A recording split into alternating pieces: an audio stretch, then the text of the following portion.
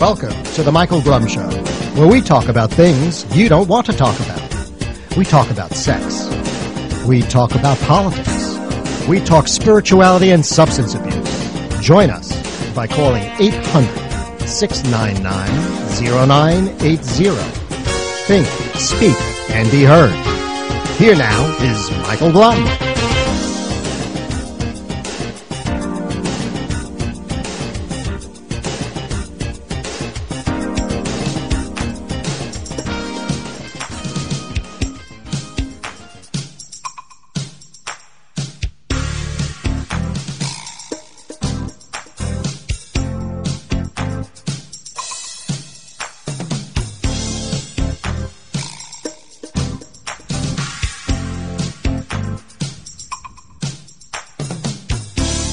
Welcome, everybody. You're listening to The Michael Blum Show. I want to welcome all of our listeners. I hope you had a great week. I know that I did, and I had a phenomenal time.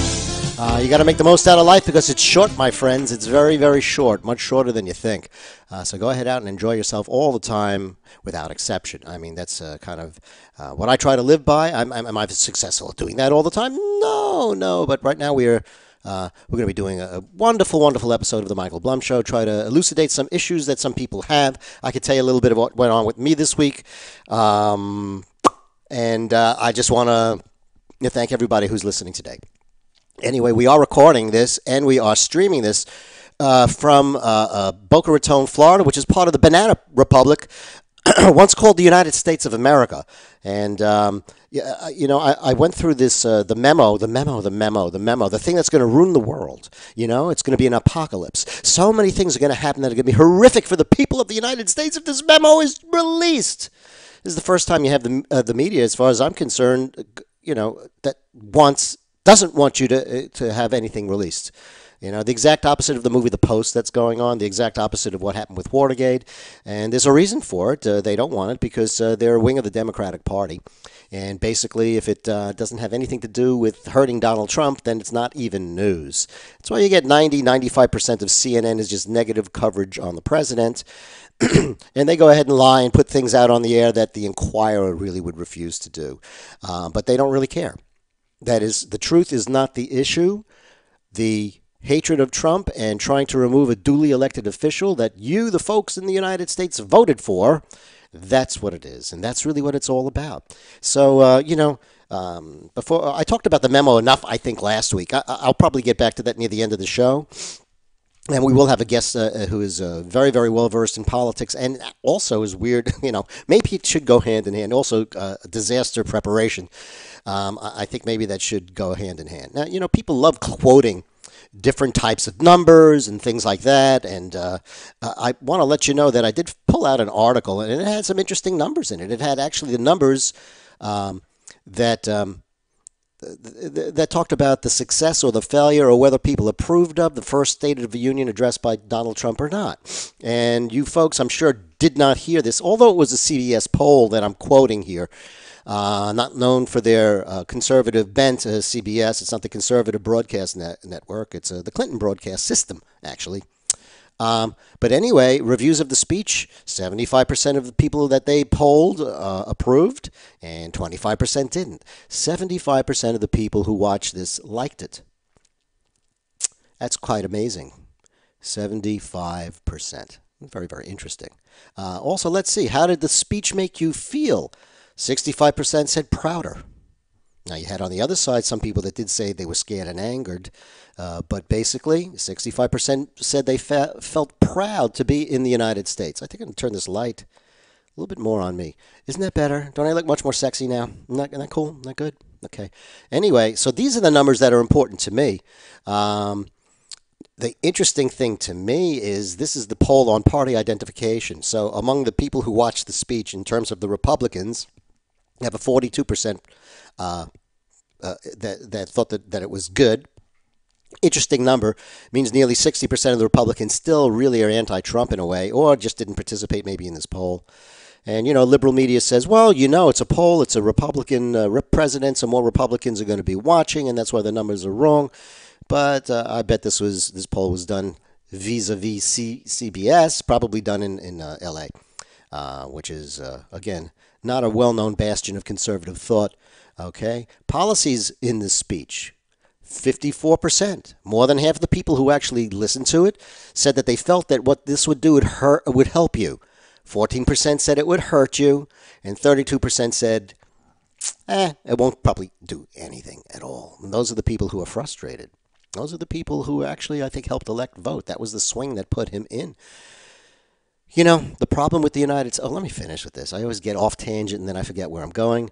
How many people give Trump the credit for the economy? Beforehand, 51% said so, and after 54%. I got to tell you, presidents don't have much control over the economy. They may have control over jobs and taxes and tax reform and all of that. But as far as I'm concerned, and as far as my money in pocketbook is concerned, the stock market, you might as well, with the stock market, you might as well be playing at a Vegas, and at the Vegas nightclubs and casinos, because basically you get the same kind of thing going on with that. So anyway, that's pretty much what it is. And it's odd because I liked the State of the Union because it showed to me, and hopefully to most of the people out there listening, it showed to me and the people out there listening that the Democrats really didn't applaud for anything and really didn't care for much of anything at all, which to me is always very, very interesting. Now, I found an interesting, I don't know if I'll play the whole clip for you, but I did find something interesting, and it is from Gutfeld. I think it's from The Five. That's the name of the show. It is a Fox show, so I got to say, yes, it's coming from the more conservative of the media outlets. The only one that actually presents anything conservative, in my opinion, in any type of proper fashion. There's good and bad and everything, but you'd never know that from CNN. That'd just be terrible there. But I want you to have a listen and see if you agree with this or not. Before we cover the speech some more, let's take a test. In terms of success, who would you rather be? This or this? It's good to start with perspective, given that most polls show widespread approval, upwards of 75% for Trump's speech. Still, the loyal opposition couldn't let go of their emotionally clouded bias. As Trump mentioned good news, they frowned. One clown even bolted when a patriotic chant broke out. And they speak of division. They sat when they should have stood, even for the flag. You think Americans didn't notice that? Trump placed that moment right in our faces. The Dems are confused. Trump's hitting all the high notes, and they don't know what to do. They're officially Dean Wormer from Animal House, always scowling at good news. Schumer looked like he didn't know whether to wind his watch or cry. Pelosi looks like she discovered her chauffeur had just broken wind. And when Trump called out socialism, half the Dems looked nervously toward the exits. Someone should have checked on Bernie Sanders. Did he expire from too much common sense? If the old saying is true, that progressivism is the fear that someone somewhere is making America look good, then this was a really bad night for progressives. That's why the media couldn't handle it either. Immigration is his one opportunity to have a big success quickly, but I have to tell you, I think his rhetoric last night set things back, did not advance the ball forward. Calling this a healing speech is almost like going on a diet by drinking a Diet Coke and eating a pizza. It won't make a difference at all what Trump does. No matter what type of plan he has for illegal immigration, the Democrats will not like it. They will hate it. That was like her when he was running. So Trump set a trap for the Dems and the media that exposed their biases. But hey, everyone has a role to play, and in team sport politics, someone's got to be the loser. Pelosi, Schumer, the hapless media, they do it all so well. All right, Jesse, what do you make of do you think the Democrats should have been more gracious, or is this to be expected? Remember, there were people that were like this with Obama. I mean, there were people that shouted at Obama during one specific event that I can't remember. You lie? Yes, you lie. Is that Joe Wilson? Yeah. I just think the Democrats look like the media out of touch with the American people. If you have snap polls saying that they thought it was unifying, uplifting, and he deserves more credit for the good success of America, and then the media is saying it's gloomy, it's dark, it's poisonous, there's a huge disconnect. So you had Frank Luntz and Zogby, two big-time pollsters, both say home run, and if he continues to perform like this, the Republican Party may save the House and the Senate, and he's going to even win re-election. But not only did they not clap at some of those moments you just brought up about the rising wages and more jobs, They didn't clap when there was talk about a pathway to citizenship, lowering drug prices. They didn't clap about destroying ISIS. They didn't clap about the recovery of Steve Scalise, one of their own colleagues. Think about that. So it's almost like you can applaud the success. I think they did. Steve Scalise. Yeah, I think Not they did. what I saw. Not what I saw. Check the tape. All right. But you can still applaud the success of America. But you don't have to agree with everything Trump says. It's almost like they care more about their party than they do about the country.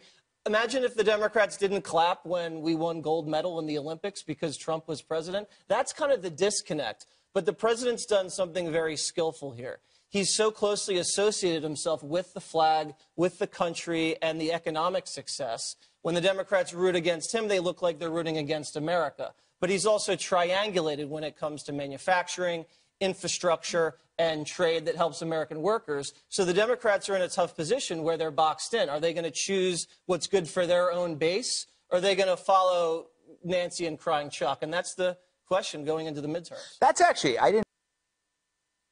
Well, I think we all know the answers to that. They don't really care about the American people, or they wouldn't be putting up such a fuss about losing. You know, it's still Russia.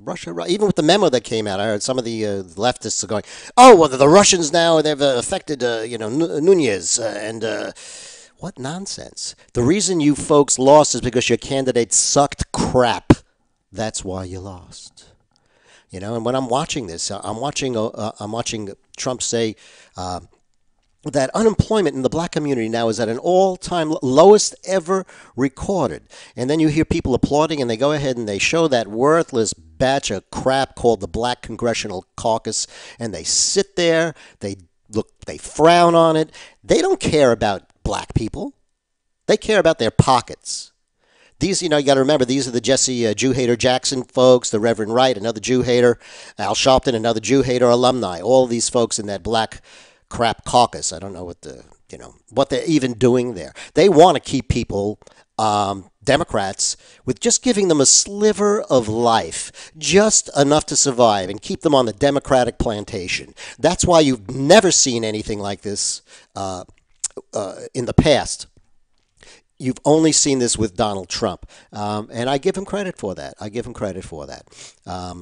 The actual responsibility, I don't know, but it's on his watch, and I certainly give him credit for that. The lowest unemployment ever recorded in the black population in the United States. Same thing for Latinos. I don't know if it's the lowest ever, but it certainly is very, very low. And things seem to be looking up, but you'd never notice that if you look at these guys. They just want to throw you a bone. That's why you've never gotten better. That's why you have 50 years in Chicago of Democratic rule, and it is, talk about shitholes, and not the whole city, but a majority of it is that because they want it that way.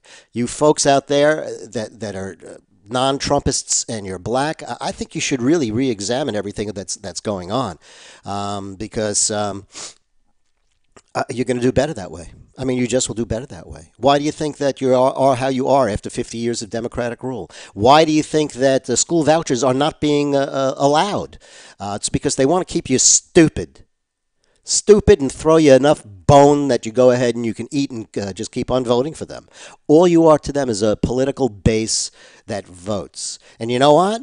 Since they're so secure with their feeling, the liberals, because they're just so brilliant about everything in the world, they know that their black vote is going to vote Democratic. That's a shame, folks. That really is. And this way they ignore you even more. They know that they've got you. They got you where they want you. You're on the dole, and they will just fearmonger you to death and tell you about how they're going to take everything away. If, God forbid, a Republican gets into office, well, there's one there now, and obviously whatever their fears were have changed. Their fears right now is that Trump will be successful. The more successful he is, expect that to mean that the more stuff that's going to go on, that's going to be anti-Trump, because a bloviating windbag that's so crass and disgusting and unpresidential could never, ever, as a moron and a stupid individual as he is, could never, ever do anything positive for this country.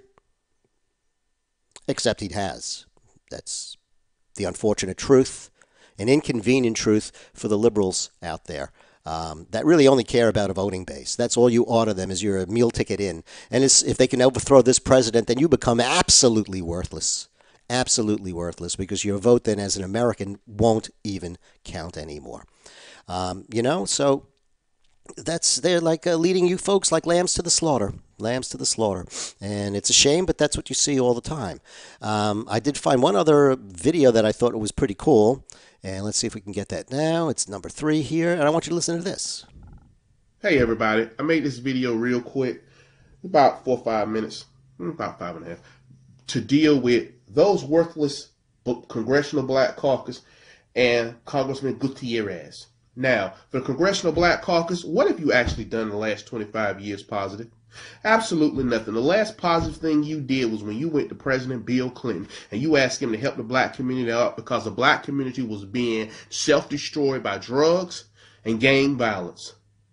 Yes, everybody cry now saying that the 3-strike laws broke up the black family because it put people in prison too long, but you don't address the drug dealers and how they destroy families as well, because you do forget there's someone else in that equation, a drug addict, how he destroyed his family, how he breaks into his family house and kill family members for drugs. So if you're complaining about the drug dealer, how he was pulled away from his family and kids, then you also need to mention the drug addict who the drug dealer was selling the drugs to and got him hooked, and he was destroying his family as well.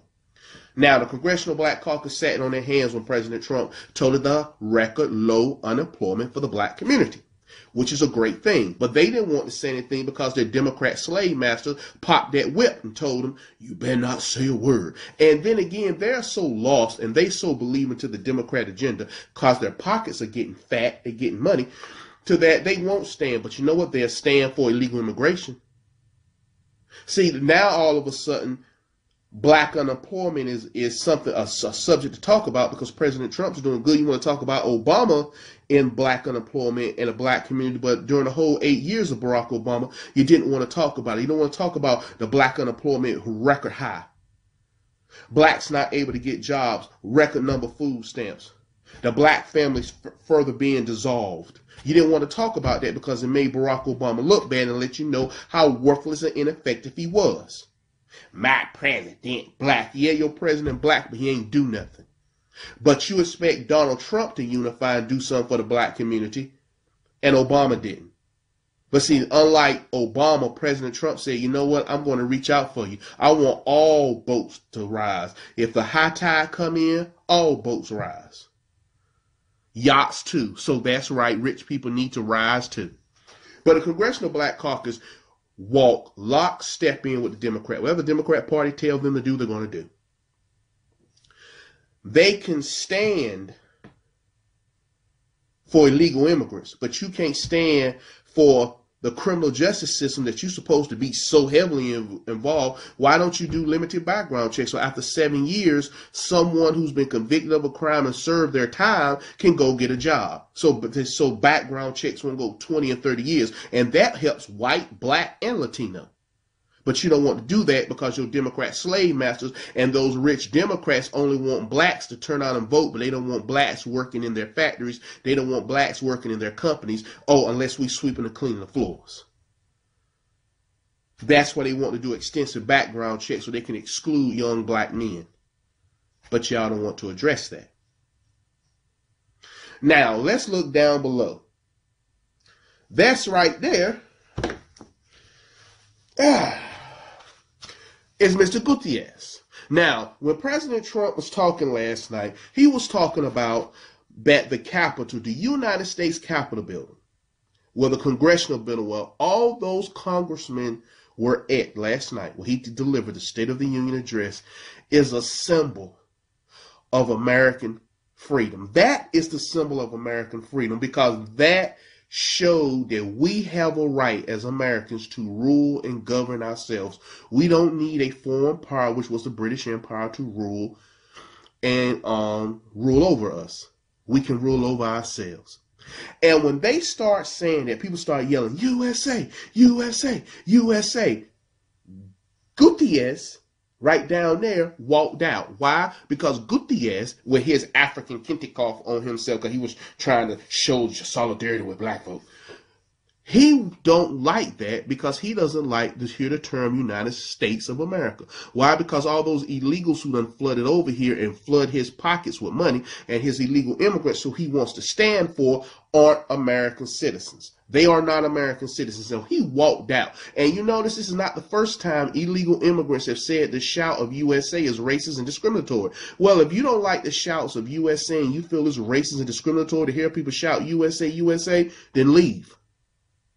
You don't have to stay here in America. Nobody's forcing you. There's no fugitive illegal immigration act that keeps you here. There was a fugitive slave act that kept blacks here, but there was no fugitive illegal immigration act that keeps you here.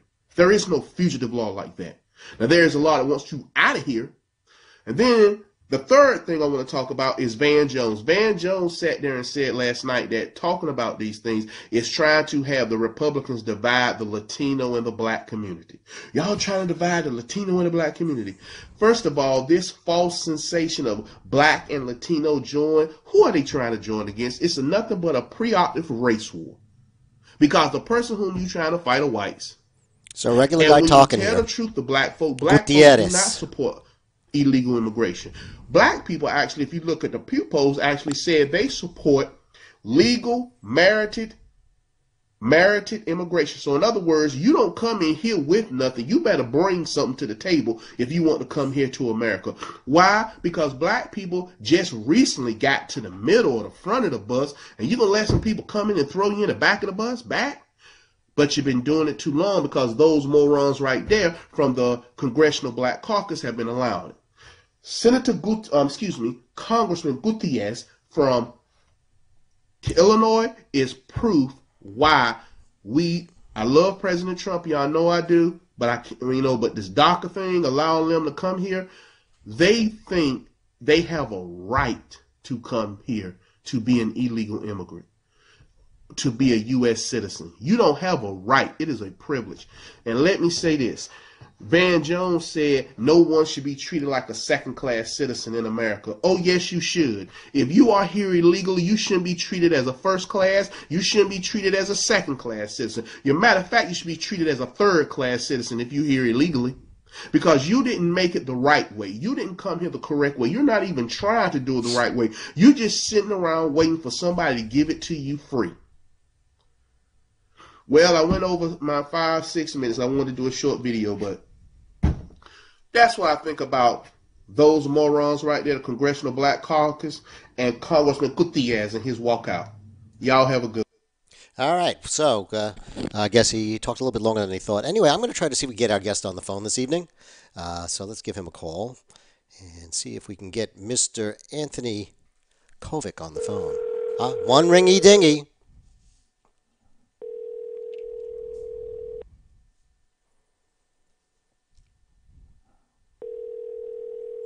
Supposed to be there.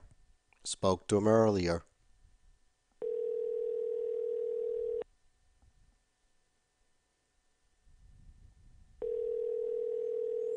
Come on. Your call has been forwarded. Let's try. System 3-5. Let's hang up on that. And he gave me an alternate number. I'm going to try to call the alternate number then instead. Let me just see how I do that on the system. Okay, let's do this. I won't say. I have a tendency to say that number out loud. I don't want people to have the guy's cell phone number, but he's supposed to be there and he isn't. So, what the hell? Okay, I have 4. Gotta put that in. 5, 3, 5. Yeah, let's call him up on this number.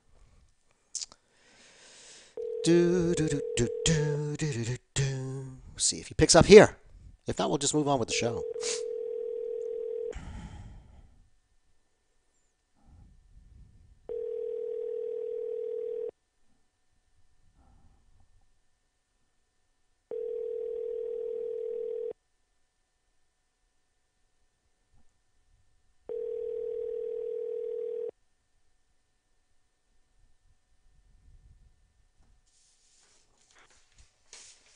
You have reached Anthony's voicemail. Well, the hell with Anthony right now. I'll try to call him up maybe later on, but we'll just move on with the show. That's fine. That's fine. Anyway, Luis Gutierrez, he's the guy who, like, when people started to chant USA, USA, he walked out. The reason he walked out when people were saying USA is because he doesn't really care for the USA. He thinks the USA is a disgusting place, and we should just have open borders, and everyone should come in and do whatever the hell they want. And those people are not American citizens, they're foreign illegal citizens. So that's who he cares about. That's his voting base, he hopes. And that's the only reason I think that these guys actually care. I don't think there's true caring with any of them. I think they just go ahead and they're going to do what they're going to do because they want to increase their voting base. So Trump, gave them a gift. He not 800,000 DACA people, dreamers.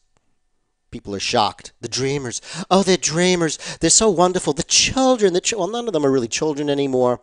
And everyone has dreams, as Trump pointed out in the State of the Union. I loved that line. Americans have dreams, too.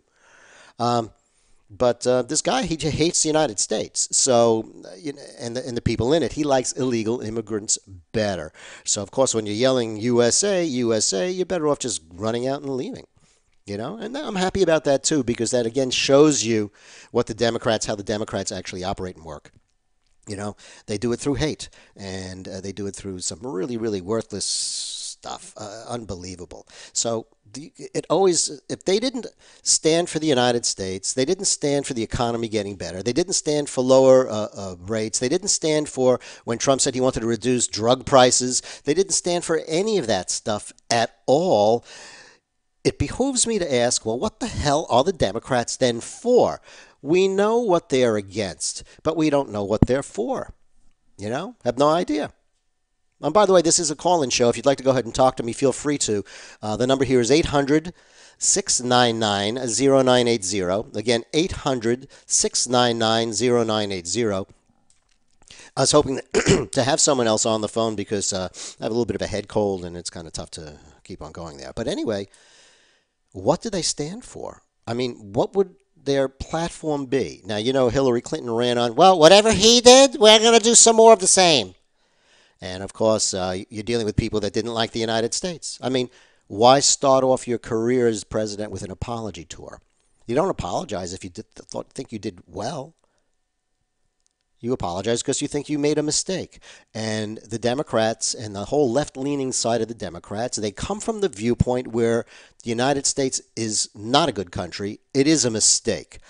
We've gotten everything by hurting everybody else in the world, and we don't contribute to anything other than pollution and climate problems. Okay, and that's kind of their mindset. It's funny when I ask, for instance, my wife, let's say, and I say, where do you want to go eat? And she goes, well, I don't want to go here and I don't want to go there. I say, well, look. I don't want to know where you don't want to go. I want to know where it is that you do want to go. That's what's important to me. Where do you want to go? That's the thing. So it's not that important to me that the Democrats right now, their whole political base and everything they stand for is we hate Trump. That's it. That's all that it is. Otherwise, it's a voidoid. There's nothing else in there going on because there is nothing else in there that can go on because what are they going to say? Oh, we're for abortion in the 8th month, which they are. Ask Hillary Clinton. You should be able to get an abortion at any point in time. That's, you can believe that to be so or not. I believe that women should have an absolute freedom of choice as to whether they want to abort someone or not. I think the whole situation, when you get down to something like that, where you are actually a woman who's now pregnant with a child, and you have to decide that you want to abort this child, that's a horrific state of emotional stress that you put yourself in. And if you feel that you need to do that, you need to do that. I can't imagine being a child being brought up in a household where basically you weren't wanted from the beginning. However, things start to change a lot in terms of abortion procedure and the science behind it as you get closer to giving birth, obviously. Now, it's not a bunch of cells or a non-formed seahorse-looking thing with gills. It's nothing like that anymore. Now it is a baby. I don't know of any pregnant women who refer to their unborn child as a fetus. It's a baby. And at that point in time, the abortions are horrific. Surgical abortions, go ahead, see if you can find them. I think they've all been removed by now, probably from YouTube. But, here's an eye, an eyeball. Is that an ear or a nose? I'm not sure. And you're just literally ripping a human being apart. And it's absolutely disgusting. So I think that there is a limit. At some point in time, there's a limit. And if you're that close to giving birth, there are many people who would love that child. And maybe you should think about going through with this, giving birth, and then putting the child up for adoption if you feel you can't handle it or don't want it. That would be something to do. Now, I'm not talking about children that are handicapped or there's going to be genetic problems and things like that. I think most of those things are caught well earlier into a pregnancy than not. Although I'm sure there are some that are caught late. I'm not talking about people who've been raped by someone and should be forced to have that person's child. That's not what I'm saying at all. I'm saying there comes to be a sensible point where this is no longer an appropriate thing to go ahead and physically destroy a human life. And then you have those folks that a lot of them that look at abortions as basically just another form of birth control because they're ignorant and stupid and they've not really learned anything and they don't know about anything. I mean, there's a lot of people who are like that too. Thank God, not as many as people I think that are thinking people that have actually had to go through the horrific thoughts themselves about this.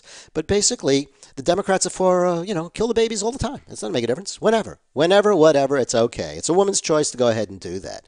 And obviously, they don't like the tax break. Well, why should they?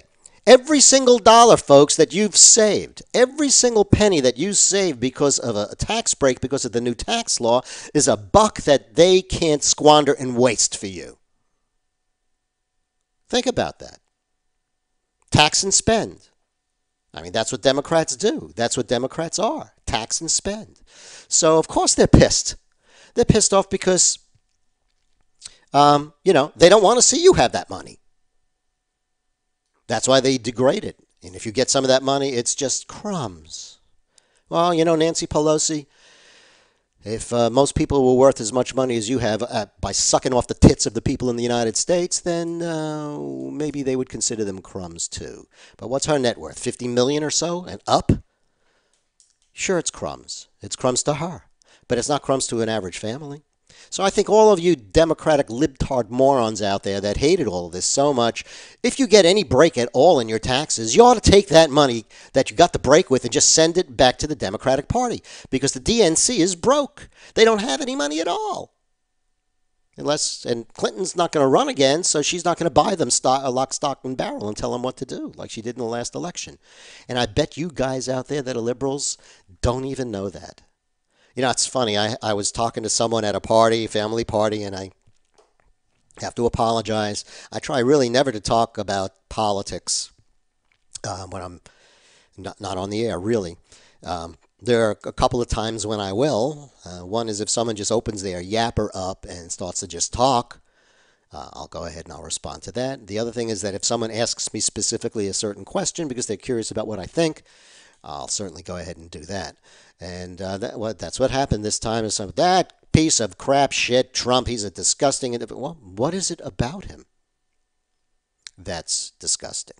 And I ask him, do you ever hear about Fusion GPS? No. What do you think about the memo? Oh, that piece of crap. Did you read the memo? No. Oh. So you're just speaking out of total ignorance or just using talking points from CNN? Because that's what 90% of these guys do. They just go ahead and rattle off and parrot the crap from CNN without trying to get any other type of source. Now, all of that news, by the way, in my opinion, is all it's all entertainment news. It's not like real news. Used to be. I mean, it used to be when I was a kid, you had local, state, and federal news. Then you had the sports and the weather, and that was it. There was no pontificating about anything at all. It was just what was happening in the news, and you were left to make your own opinions. Now you're told nothing. I mean, CNN 90% of the time is just down on Trump. That's what statistics show.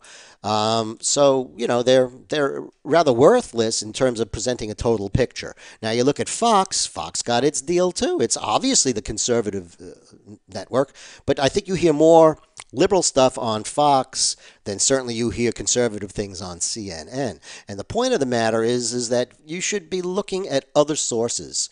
Go online, look at a bunch of things. I watch CNN tonight, and I watch Fox News, and then I love to go ahead and get things from Circa and The Hill and a couple of other venues that I like quite a bit that are on the internet. And I think the Wall Street Journal, and I think they provide a much better balanced idea about what's happening in the United States. So, so far we know that Democrats basically they are for aborting. They don't want you to kill babies, quote unquote. You should go. Actually, I'm sorry, take that back. They're for abortion. You can go ahead and kill your unborn baby at any point in time in your pregnancy. Okay with them. It's because they're not voters yet. And yeah, they won't be voters for a long time. So why the hell would you care about babies? Really, why bother? And also high taxes. Well, less for me to spend of your money. Don't you understand, folks, that as a left-leaning liberal who's so brilliant, I know so much better how you should spend your money than you do. Just give it to me, and I'll make sure it gets paid to the right people the right way. And that's the Democrats. That's what they stand for. Pretty nuts and pretty crazy and pretty sick. Okay, well, climate. Oh, the climate control. This country doesn't do much right. VA system, broken. U.S. postal system, broken.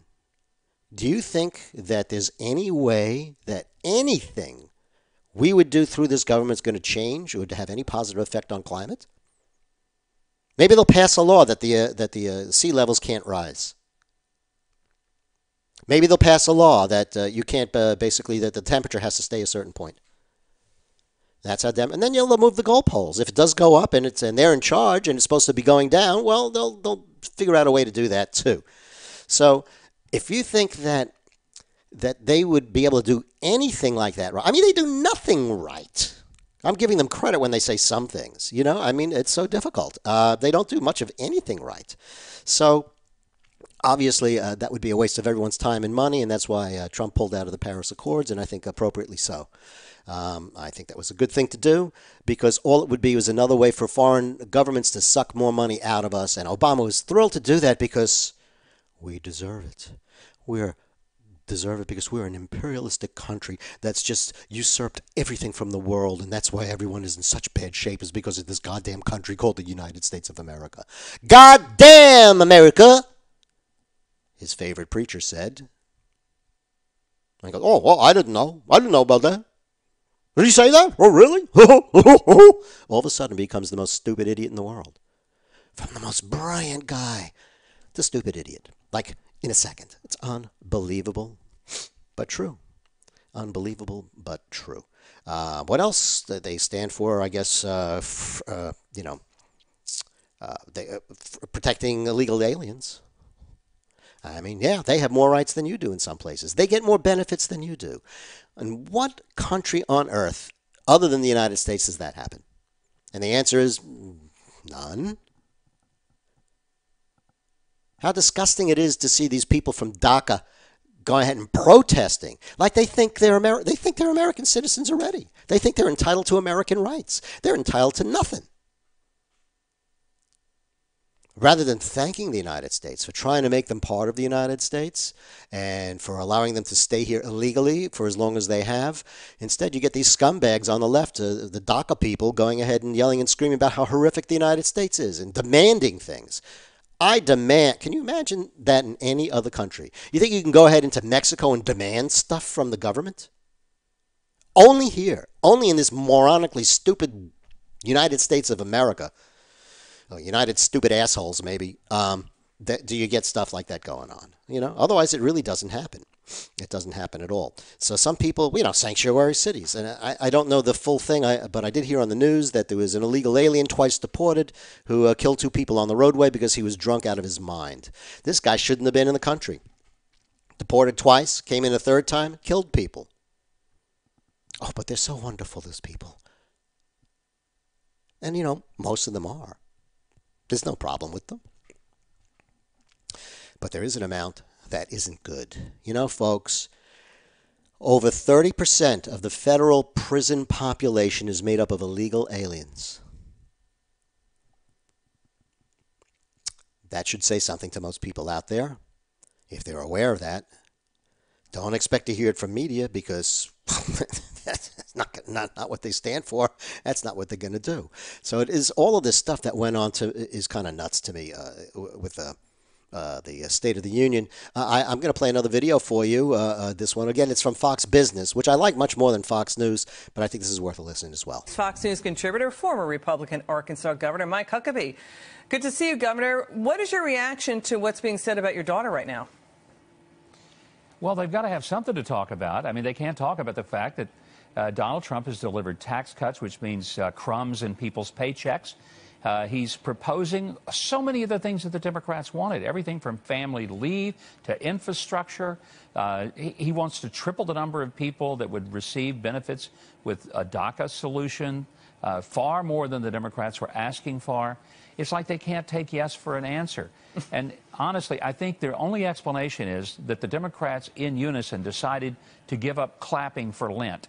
And so they just couldn't bring themselves to even acknowledge something like the national anthem. How do you not stand up and clap for the national anthem? But I believe they overplayed their angry, bitter hand. I think my daughter was exactly right. What Sarah said is true. Nancy Pelosi should have smiled more. She looked like she had an abscessed tooth that was about to kill her. And the rest of the Democrats honestly looked like they needed a big dose of Metamucil. And if they didn't get it, they were all going to just blow up and explode. I don't know where to begin. You know, by the way, you reminded us Lent is on the way. Thank you for that. President Trump, you know, he did, to your point, he extended an open hand. Literally, he moved toward the Democrats with an open hand. And he's talking about bipartisan deals, also on immigration. Let's roll tape.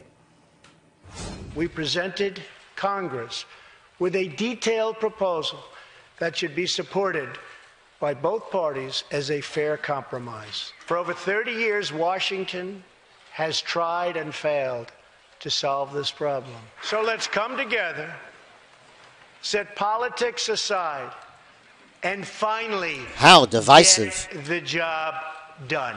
Yeah, it's being talked about, the president's deal on immigration, as a serious deal, as one of the best in decades. Here's Nancy Pelosi saying, though, that tonight Donald Trump presented a self-congratulatory speech without vision. He promised unity, but sowed division. America deserves better. Okay, Governor, we know the president's term has been riven by division, often due to his own scathing comments. Last night it sounded like he wants to turn the page, though, no? I think is exactly what he did. That was as soaring a speech as I've ever heard a president give. You know, and I've been around a while. I've heard a lot of speeches. It was a brilliant and it was a compassionate speech. And the moment of the night for me was the escapee from North Korea holding up the crutches. And many of the other people that he introduced. It brought a warmth and a heart to the whole process. Look, I didn't expect Nancy and Chuck to do the Texas two-step up and down the aisles of the House last night. I understand that, you know, they're not supposed to be jumping for joy. But this isn't about their love or dislike for Donald Trump. This is about an embrace of this country, its citizens, its greatness, and the things that would make it better, including immigration reform that they've pretended that they really wanted. I think what they showed last night was they really don't want those things. If they had wanted them, they would have passed them when they had the White House and both houses of Congress. They didn't do it. And they don't want Donald Trump to do it. And so the truth is, I hope a lot of people around this country will understand the Democrats aren't working for you. They're working only to destroy Donald Trump's presidency, and that's pathetic, and nobody should go out there and vote for them and give us more of people like that in November. Yeah, let's stay on immigration. Democrats did boo and hiss as President Trump spelled out his plans. Let's watch. The fourth and final pillar protects the nuclear family by ending chain migration. Under the current broken system, a single immigrant can bring in virtually unlimited numbers of distant relatives. Under our plan. So let's talk about that for a moment. We focus on the immediate family by limiting sponsorships to... So, you know, I was curious what that all meant. Chain migration, okay? And, you know, you have some idiots that say, it's such a he should never talk about chain migration because it's so offensive to black people. And I go, what? Oh, well, when they, quote unquote, were slaves, if you want to consider that they were migrating here, they were in chains. So the term chain migration is horrible. I mean, what fucking world do these people live in? It's unbelievable. But basically, chain migration. So what is that? You come in here, okay, let's say on the DACA program, and you're illegal here. You're allowed to, if you're allowed to bring unmarried children and your spouse in. You're also allowed to bring in married sons and daughters and their kids and their spouses. And then you're also allowed to go ahead and bring in your brothers and sisters and spouses and their children. And then each one of those folks then can do the same thing also. Okay, so that's how you go ahead and you just snowball the voting base for Democrats, basically, because most of these people, again, they're told by the Democrats that if you don't vote for us, the Republicans are going to ruin your life and take everything away, and you're going to die in the street in the gutter. I mean, I'm getting sick of there being an apocalypse every other day with the Democrats, but they have to come to the realization that Trump is the president, and they lost because they had a candidate that was not electable. Sorry, sometimes people don't want to vote for psychopathic liars, and that's just kind of how it is. But let's listen to the rest of it, and we'll take it from there. How do I do that? That's the question, without going forward or backwards. Let's see. Oh, just spouses and minor children. This vital reform is necessary not just for our economy, but for our security and for the future of America. Yeah, you heard that booing, Governor. What's your reaction? Well, I wonder, what country do they represent in Congress? It can't be the United States. You got a president that's trying to make sure that the people who come here because they want to be Americans and build our country up. And the Democrats who were booing last night act like, no, we don't really care whether they love this country. We want to have open borders, no vetting, no serious discussion of why they're coming. And let's not stand for the national anthem. And then when there's a chant of USA, USA, one congressman gets up and walks out. I have to think he surely wasn't showing his lack of patriotism. He must have had a large bowl of Thai food for lunch, and it just got to him and he had to slip out. Why else would you get up and walk out when members of Congress of the United States of America are chanting USA? Well, it was Louis Gutierrez from Illinois, the Democrat. He's the one who walked out. He's saying, they were doubling down, saying the president basically is racist. That's what they're tanking to the voters in the midterms. Come on. But, they're talking about, but the Republicans are talking about policy. And, Governor, you had Chuck Schumer even saying afterwards, thank you, Obama. It's Obama's policies. That shows you they don't have they don't have policies right now. No context, no perception. But the people of America aren't stupid. I know the Democrats who behaved like that last night must think they are. And there are some people who are blindly going to just believe what they want to believe. But there are a lot of American people, good, decent, hardworking people, who probably have voted for Democrats, voted for Hillary, and they watched that spectacle last night, and they were embarrassed and ashamed for them, because obviously some of those folks didn't have the capacity to be ashamed for themselves. And Dick Durbin is saying he wants to work with the president now on issues like Dreamers. We had Joe Manchin standing up, Joe Donnelly standing up at certain points. Tim Kaine applauded the Apple, $350 billion deal coming back into the U.S. There were Democrats who did applaud. Governor, we're going to have you back on. We love having you on. And there you have it, folks. It's as I've been saying, the Democrats really stand for nothing. I mean, he talked about family leave, no applause. They talked about doing something with DACA and immigration, no applause. Talked about lowering drug prices, no applause. All of these things are things that the Democrats say they want. They kind of remind me of the Republicans who said they were going to reform and get rid of Obamacare and actually had absolutely no plans to do anything of the same. And I think Huckabee is right. There's been plenty of times when the Democrats had both houses and they did nothing to help the black community out at all. If they wanted to, they could have, and instead you have Trump who does that. And, I didn't put this into the roster, but there is a very good, I'll tout it. Carol Swain is a professor of history. I forget at what college. And she recently did something about the truth about the Republican Party, and it's on Prager University. It's certainly worth a watch or a listen. I didn't queue it up, so I really can't get to it right now. But basically, that's kind of how I feel about the SOTU, the State of the Union. And again, if you'd like to give me a call, feel free to do so. The number here is 800-699-0980. Again, 800-699-0980. It's a shame that it seems like the Democrats just cannot take great or yes for an answer. If it's Trump, it must be no. You know why there was nothing really leaked about the memo that came out? Guess why there's nothing leaked? I mean, there's leaking all over the place. The reason it wasn't leaked is because it doesn't denigrate Trump enough to be considered newsworthy by the news outlets. So therefore, there was no leaking of that. That had to be come out under force. And we're going to talk about that in a little bit. I've been talking for about 50 minutes straight here. So I'm going to take a commercial break, and we'll be back in a little bit with the Michael Blum Show. Again, the number here, 800-699-0980. Don't call now because I'm going to probably get up and walk around a little bit, but we'll be back in a little bit. So stay tuned. Don't go anywhere. We will be back.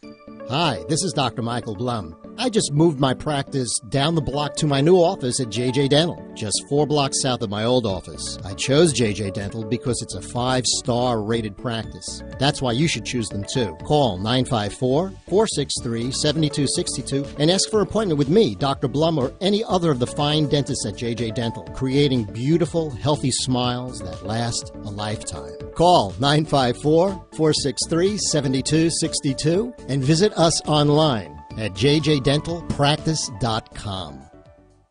Hi, this is Michael Blum. Join me on Mondays from 9 to 11 p.m. for the Michael Blum Show, where we talk about the things you don't want to talk about. We talk about sex, substance abuse, spirituality, and politics. Think, speak, and be heard. Join us on the Michael Blum Show. This is Steve Kane, and I'm in studio today with Dr. Jonathan Cook of JJ Dental. Dr. Cook, what are people looking for when they choose a dentist? A bunch of things. I would say, number one, first and foremost, they're looking for somebody who they get a sense that they care. And, I mean, I know for me that would be number one. Also, obviously, convenience.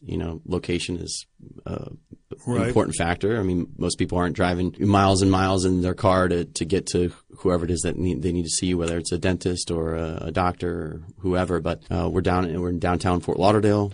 A very convenient location. You don't waste their time, is the feeling I get. No. We want to make it very easy for patients in and out. What is that line? Just because they call it a waiting room doesn't mean you have to spend your whole day waiting. There you go. Exactly. Yeah. Precisely. Call Dr. Cook at JJ Dental for an appointment. The number, 954 area code 463-7262, or online at jjdentalpractice.com. Hi, this is Michael Blum. If you would like to be part of the Michael Blum Show and be a sponsor, call us at 800-524-8040 or email me at michael@michaelblumshow.com. We could have been listening to your commercial for your business rather than this stuff. Call us at 800-524-8040. This is Steve Kane with Dr. Jonathan Cook from JJ Dental. Jonathan, I was just blown away by the reviews that your patients left online. Yeah, sure. My website and Yelp, Google Places, Facebook, you name it. There's plenty of places to go to find 5-star reviews and read what our patients are saying about us. You heard Dr. Cook. Go online, read his reviews. You'll be blown away too. And then call for an appointment, 954-463-7262, or online at jjdentalpractice.com. Hi. At the Michael Blum Show, we talk about the things you don't want to talk about. If in your own personal life you have an experience or an event or something that's changed you, we'd love to hear about it and maybe get your story on air. Feel free to give us a call, 800-699-0980. Again, that's at 800-699-0980. Or feel free to email me at michael@blumradio.com. That's Michael, Michael, at blumradio, blumradio.com. And we will get in touch with you and put your story on the air.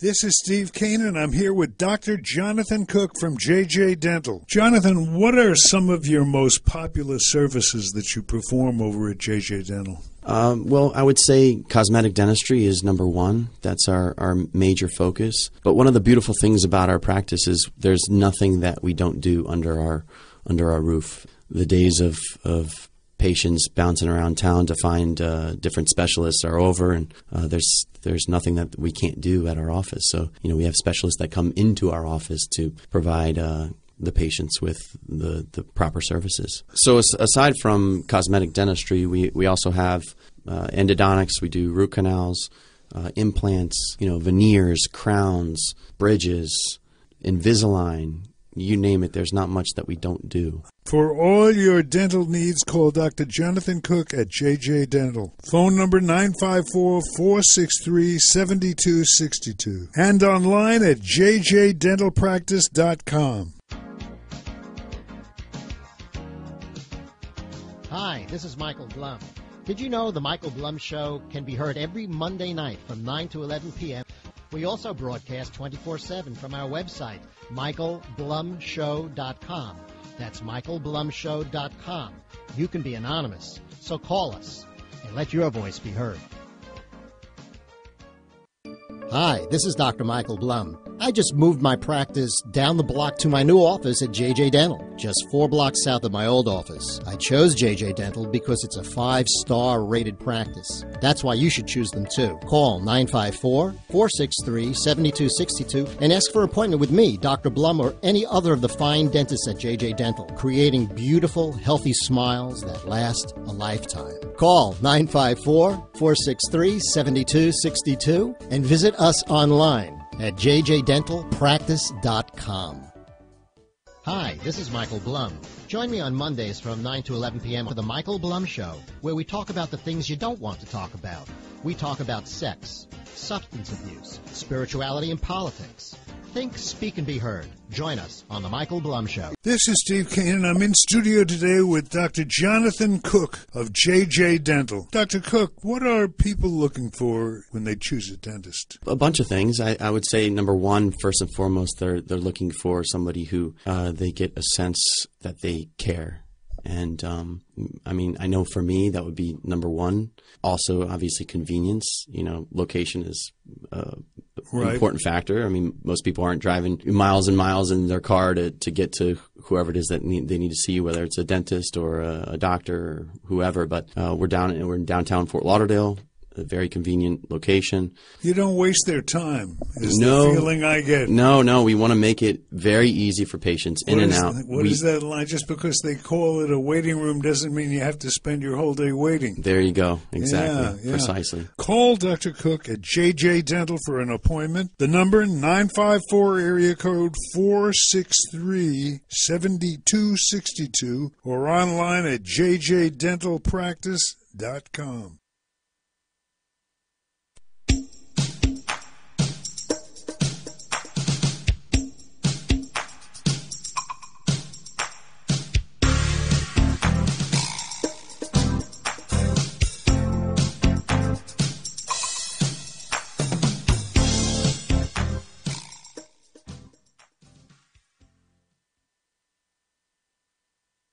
And now, back to the Michael Blum Show. Join us by calling 800-699-0980. Think, speak, and be heard. And now, here's Michael Blum.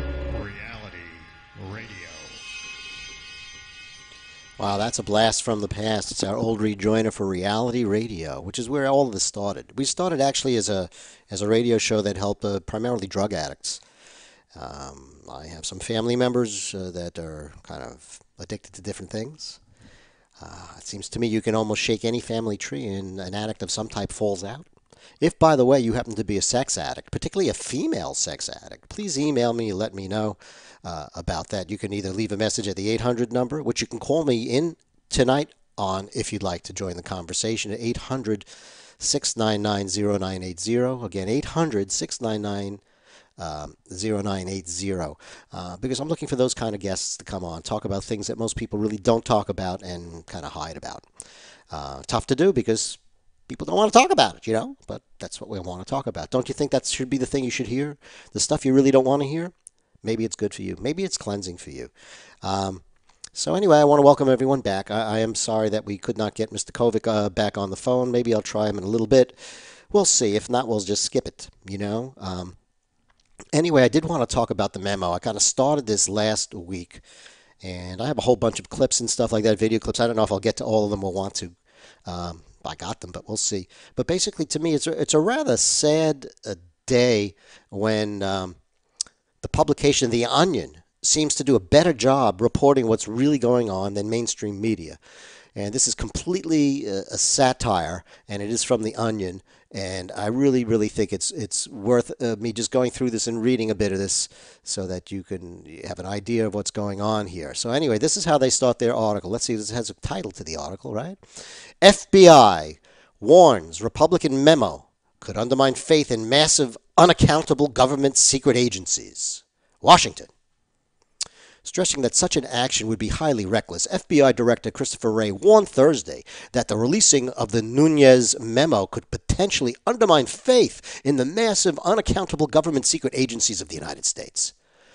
Making this memo public will almost certainly impede our ability to conduct clandestine activities operating outside any legal or judicial system on an international scale, said Wray, noting that it's essential that mutual trust exists between the American people and the vast, mysterious cabal given free rein to use any tactics necessary to conduct surveillance on United States citizens or subvert religious groups and political groups. If we take away the people's faith in this shadowy monolith exempt from any consequences, all that's left is an extensive network of rogue, unelected intelligence officers carrying out extrajudicial missions for a variety of subjective and occasionally personal reasons.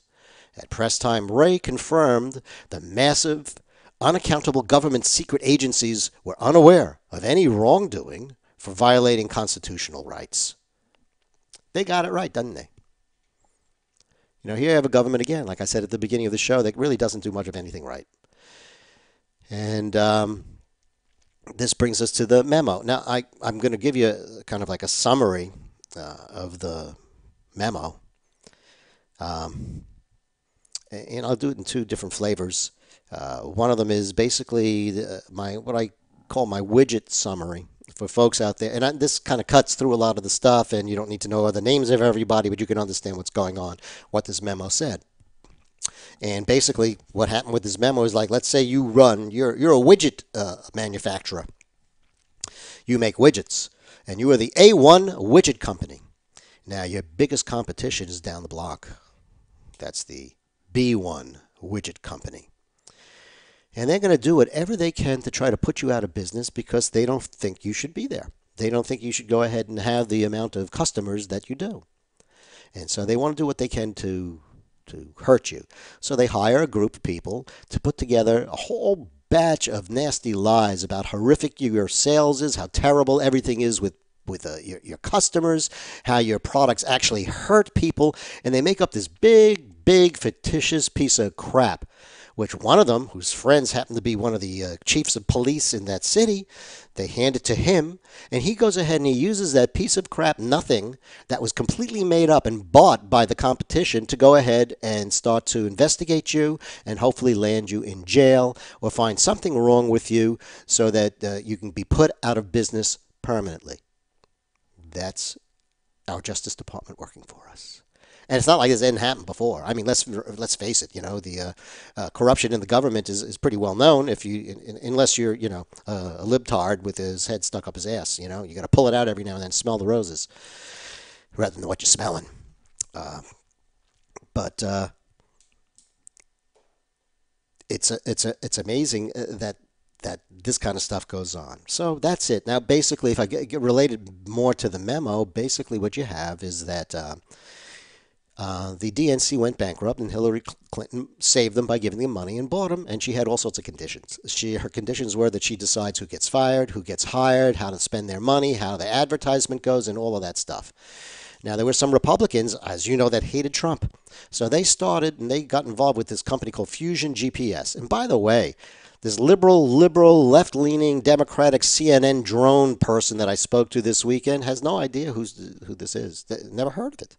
Never heard of Fusion GPS. Well, you don't know the other end of the story, yet you feel you know everything. How empty. Unfortunate and empty. So anyway, basically the summary with that is very similar to the widgets that I just mentioned. So basically Hillary Clinton, who had all this, after the Republicans dropped them, they went to the Democratic National Conference or Congress, I don't know what they call themselves, a convention. And they said, would you like to get some of this negative stuff on Trump? And they said, yeah. And as far as I'm concerned, there's certain things that seem to be just outrageous and all of a sudden happening, which has just been happening for years and years and years. It's not illegal to go ahead and collect negative data against your opponents, to go ahead and use that, and not at all. Okay, so that's not my issue. It's what happened after the fact and how that was handled that is the issue. And basically, just like handing it over to a friend, Fusion GPS then, that was paid by the Clintons, produced this produced this document called the dossier, which was absolutely outrageous. I mean, ridiculously outrageous. Included some things is that Trump purposefully went to Russia to rent a specific hotel and make sure that he got a certain room so he could hire hookers to pee on the bed because Obama slept there. I mean, you believe that happened? They also mentioned there Trump's attorney doing things and colluding. He wasn't there either.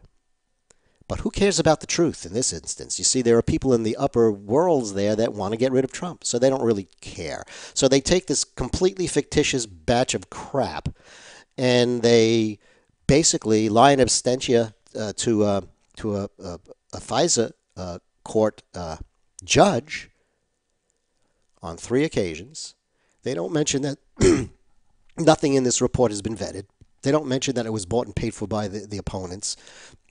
And they certainly don't mention a lot of the cahooting that's going on between people within the State Department and or the FBI. I can get into more detail about it, but like I said, I covered a lot of that last time. By the way, I suggest that here it is. I mean, it's 4 pages long. Go ahead and download this. You'll have a hard time downloading it from the governmental website because the government sucks at everything, including their website. But I think you ought to do this. Now, Rand Paul did warn us about the FISA courts and all of that, saying eventually it's going to hurt people's freedom. And unfortunately, that is really what came to pass. So I want to just let you know that the FBI right now is just and not the field people, but the people in the higher offices is a joke, just an absolute joke. And the FBI should be under scrutiny because they deserve to. With this whole memo thing, Comey went over to Trump and told him, there is this dossier that exists, but we know it's a bunch of bullshit. And then he went and stabbed him in the back and then went and used that to go ahead and try to get some type of collusion and or obstruction out of that by wiretapping Page. And he was someone who worked for I think a volunteer for Clinton for a couple of weeks. But the idea is if you go ahead and if you wiretap one person in the United States, you have permission to do that. And then if other people call him up or talk to him, you can wiretap them too. And all that intelligence is shared with the Great Britain, Australia, and a couple of other countries. So they all know the same thing. So this dossier was created by an ex-agent from the United Kingdom, and Steele. And people don't know who he is unless you actually listen to news. Steele? Who's he? What's that? Who knows? Who knows? But look, the FBI is... Well, you know what? I'm going to go ahead and play this video clip because I think this will describe it better than me mumbling about it. This is what people have to go through to deal with the FBI. It's amazing. The gentleman from Florida, Mr. DeSantis, is now recognized for 5 minutes. Welcome, Director. Secretary Clinton's emails were backed up on a cloud by Dado Inc. Let me know if you They're think now this sounds subject to an above order board, by the U.S. FBI. District Judge Moss in a case brought by Judicial Watch. My question is, why did the FBI not search the Dado device in its possession for Hillary's deleted email? I believe decisions made in the course of the Clinton email investigation are all the subject of the Inspector General's review. Why the FBI didn't disclose that such device was in its possession? I don't know the answer to that. Okay. Was Attorney General Lynch's airplane cabin monitored when she met with Bill Clinton on 27 June 2016 on the tarmac in Phoenix? I don't know the answer to that, and I think that the tarmac meeting, is part of or related to the Inspector General's outside and independent investigation. You know how the meeting came about, though? It's not like you just bumped someone in a shopping mall. They met on a private plane or plane. Do you have any insight into that? I wouldn't say that I have any constructive insight to offer to that. I've read some of the same newspaper coverage that I you have, know nothing. But as I said, that's I whole hear episode nothing. wrapped up in the Inspector General's ongoing investigation. How did the Russia investigation start? Did Peter Strzok, did he start it? I'm not aware of who started the investigation within the FBI. Was it started because the dossier was presented to somebody in the FBI? Director of the FBI is not aware of who started their own investigation. Can you get the answer to that question for us? Well, if there's information that we can provide that without compromising the ongoing special counsel investigation, I'm happy to see what there is that we can do to be responsive. Was Peter Strzok involved in coming up with the conclusion that the FBI reached about Russia, whatever involvement they had when they issued a report after the election? That's a question that goes right to the heart of the special counsel investigation, and I don't think it would be appropriate for me to speculate or comment on that. So here's, I think, the problem that you have. I think you're walking into a contempt of Congress. I mean, the idea that we can't conduct oversight over how the FBI is handling things that are very sensitive, and then you're going to come to us and say we should reauthorize all these programs willy-nilly. I just think you're wrong on that. And I don't think you're trying. I don't know what advice you've got, but we do have a right to conduct oversight. We all can deal with classified information all the time. So we have a question about how this dossier was generated for political purposes. It ended up in the FBI's possession. What did the FBI do with it? And your answer to us is you will not give us any information on that today. My answer has a couple parts to it. There's certain of the various questions that have been asked here today. There's some topics that I think it's not appropriate to discuss in open forum. There's some topics that are classified. Whether you use it or not, though, is not classified. Go ahead. There are some topics where, even though the information is classified, we can and do and will share it with the committees in an appropriate setting. And then there are some topics that go straight to, even though it's not just a question of classification, that goes straight to access to sensitive sources and methods, which is something that all of us as Americans have to take very, very seriously. The chairman of the Intelligence Committee has a right to that, and you won't even produce it to the chairman of the Intelligence Committee. So here's the problem. Whether Strzok was involved in this, that needs to be disclosed to Congress. Whether the dossier was used to generate surveillance with a FISA court on a Trump associate, that needs to be disclosed to Congress. I don't care about the sources and methods beyond. We know where the sources and methods. It was the Democratic Party paying Fusion GPS to get the dossier. So we know that. The question is, how did your organization use it? You weren't there during that time, but if they were getting this information from a political party and then using it for surveillance against an opposition party candidate, that's a problem. Do you agree that that would be a problem for the American people? I do agree, Congressman, that any inappropriate use of the FISA process for political purposes is something that we should all be very concerned about and take very seriously. So we need the answers to that. It's very. Let me ask you this. Independence from politics, I agree, but the FBI, like all agencies, need to be accountable to someone. So let me ask you this. Would it have been inappropriate if President Kennedy ordered Director Hoover to stop surveilling Martin Luther King Jr. in, say, 1962 if he believed that surveillance was illegitimate? No. Right. So you would be accountable. Is it customary to draft an exoneration memo long before interviewing all relevant witnesses, including the target of that investigation? Well, I do believe that in any investigation, final decisions and conclusions should wait until, as Congressman Gowdy said, until the last witness has been reached. On the other hand, I also know from having done investigations both for the government and in the private side that as the investigation develops, you start forming views about what you're finding, all subject to revision and in some cases withdrawal until you're done. Fair enough. Is it acceptable practice for FBI agents to leak official work product to the media? The answer to that is no, but that's what they did. So just go ahead, and that's where the video ends, and we'll take it from there. All of this is very interesting. James Comey, who was pretty much leaked information himself, which is against the law, so that a special prosecutor, his good buddy Mueller, can go ahead and try to find something wrong with Donald Trump to get him out of office. Some people actually believe that he's there to find the truth. No. He's there to go ahead and undermine the will of the people. That's why he's there. That's what his purpose is. And so getting back to the memo, unquote, and the use of this dossier, there's no one outside of the most left-driven radical morons who finds the Trump dossier credible, verifiable, or even remotely true. Yet this is the exact same thing that the FBI considered evidence.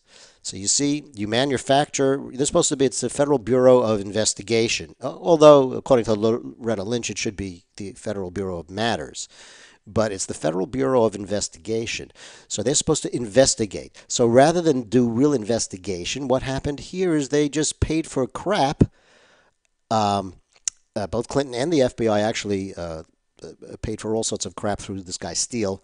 And that's what they used to go ahead and get warrants to wiretap American citizens. Nice, isn't it? Nice, okay. But they're the only people that think that it's okay, are those crazy people. So James Comey, by the way, signed on 3 of those applications for the to go ahead and wiretap. And so what does he have to say about all this? He tweets something out. It goes, that's it? Dishonest and misleading memo wrecked the House Intel Committee, destroyed trust with the intelligence community. It's not there, idiot. You destroyed the trust because you were distrustful. Not me, not the Congress, not the people, not Trump, but you, Mr. Comey. You're the one who's the problem here. Problem I've always said is with the government. And you know what? The problem never solves the problem. The problem never solves itself. You got to get someone from the outside, Trump, to go ahead and try to do something here. But basically, he feels that this memo destroyed the trust with the intelligence community, damaged relationships with the FISA court, and inexcusably exposed classified investigation of American citizens. For what? DOJ and FBI must keep doing their jobs. Well, you know what, idiot? I think you ought to get in touch with your attorneys. Because as more people become aware of this and it becomes something that really can't be hidden, just remember you can plead the fifth. I mean, that would be my suggestion to you. Because there's absolutely no rational person could really, in good faith, treat this dossier as fact. But that's how it was presented to the FISA courts, like it's fact. And they were able then to spy on Carter Page. They never mentioned to the courts that all of this was bought and paid for by Hillary Clinton. And they won't. They won't ever really admit that because then they're in a lot of problem. They have a lot of problems. So, just do like Lois Lerner did. Another branch of government, the IRS, that was weaponized by Obama to go ahead and hurt his political rivals. Nothing to do with taxes or anything like that. But basically, he didn't explain how it was dishonest and misleading. He didn't do that, Comey. He just leaked his notes on private meeting with the president for petty revenge because he was fired. And somehow he now thinks that he's above the pale and and absolutely spectacular somehow with the FBI. He, I guess, thinks that the FBI is like a branch of government. And go ahead and plead the fifth. I mean, just like they did with the IRS. And there was also missing emails and messages with the IRS too. No big difference, huh? No big difference at all between that and what actually goes on. But that's again how it is in the wide, wonderful world of politics in the United States. Just to give you another taste of how this memo and dossier are related to each other, and the FBI. I have another clip for you. Took over for Comey when Comey was fired by the president back in May. What's your first question? What are you going to do to restore people's confidence and trust in the Department of Justice? Because they've had a miserable 2 years, Bill. It's not just Strzok. That's the latest. And I'm afraid Strzok is not going to be the last. I think there will be other revelations of bias and prejudice and improper conduct on behalf of the Department of Justice. So my first question to him is, what are you going to do to repair not Congress's trust, but the American people's trust and that blindfolded woman holding a set of scales? The other day, the president said the reputation of the FBI is in tatters. Based on that answer, I guess you agree with the president. Well, this is where I would, well, I worked with line agents, the line women and men who are back in South Carolina and other states, and their reputation is not intact. They are exactly the kind of people we want working in our Justice Department. But the higher-ups have had a really bad 2 years. And right now, the American people aren't focused on the line agents in Spartanburg and Greenville, South Carolina. They're focused on Comey and McCabe and Comey and now Wray. So it's the higher-ups that's reputations are under assault, not the line agents. Is the integrity of the agency in question then now?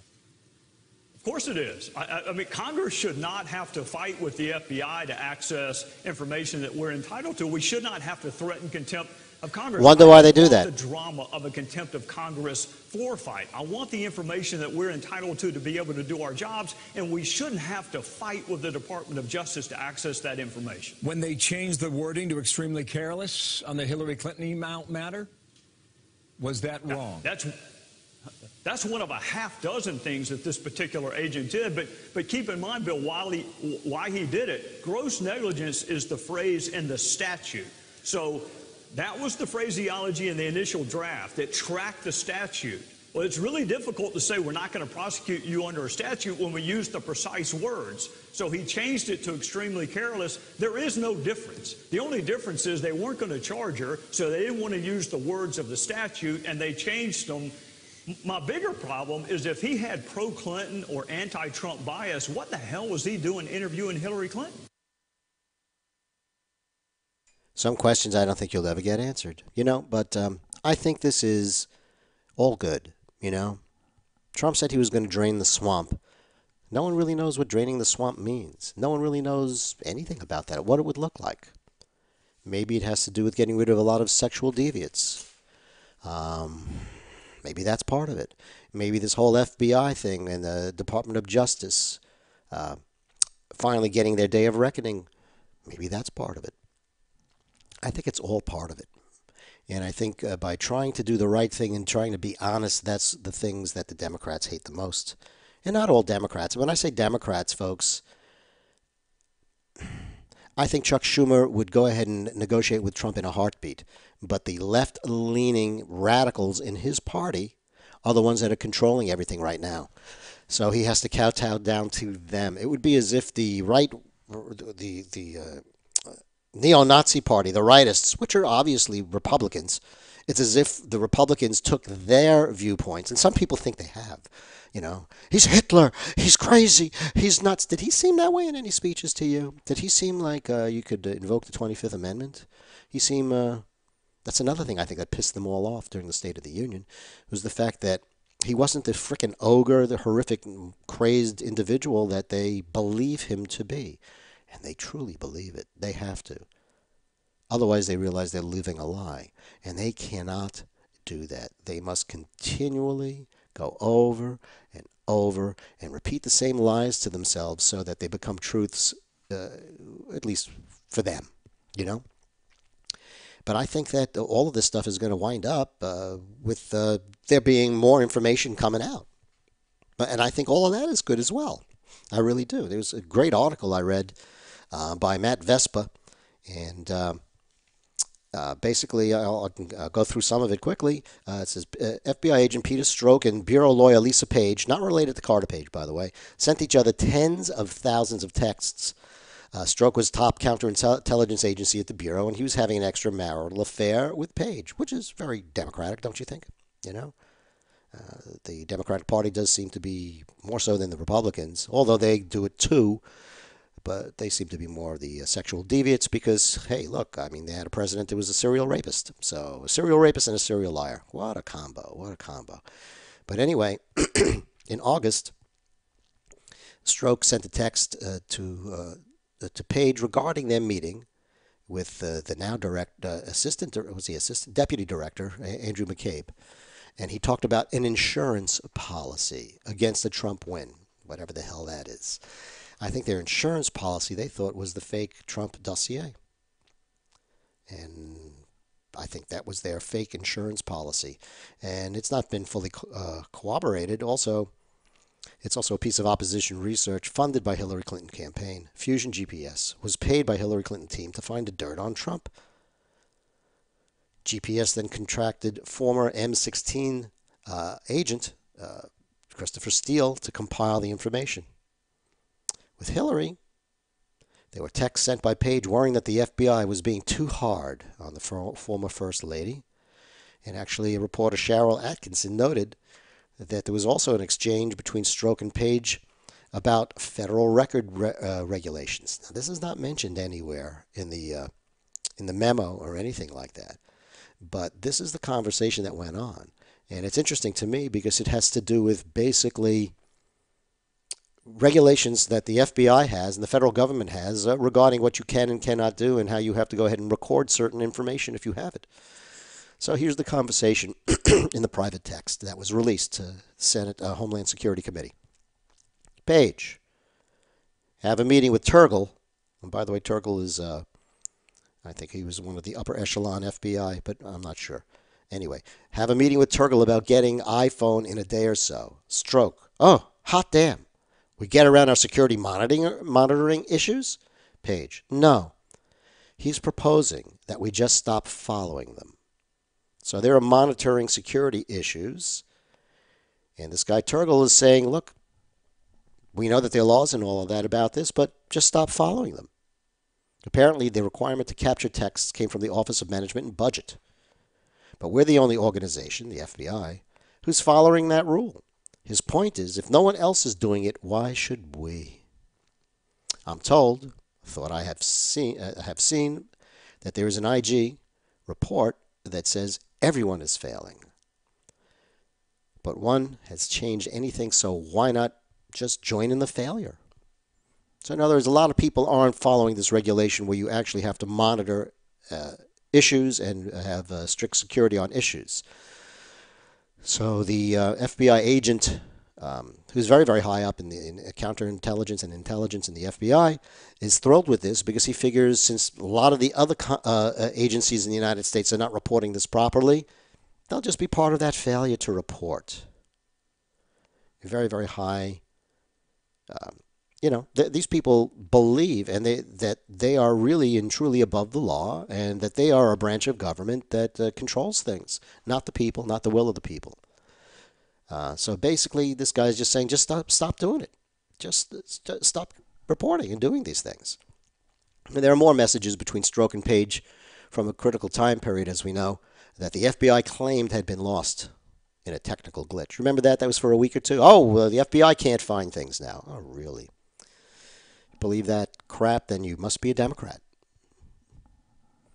The Inspector General said that he was able to recover them. Oh, he must have some special methods, I guess, to do that. Where are all the text messages now?